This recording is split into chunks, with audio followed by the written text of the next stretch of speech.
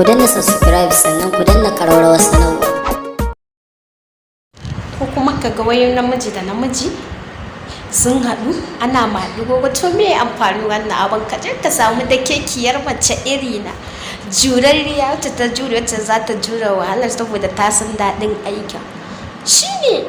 Amma ka je ka ja wani ɗan uwanka namiji ku dinga wani wannan, ai wanda kai abun ma giya ce an ce ka sha ta dubu.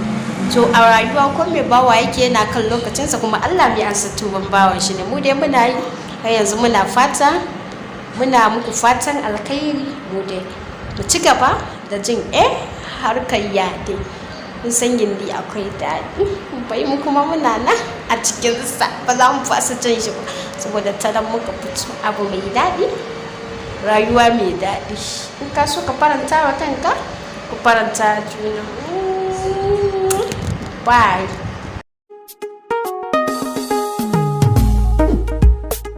Ku danna subscribe sannan ku danna ƙararrawar sanarwa.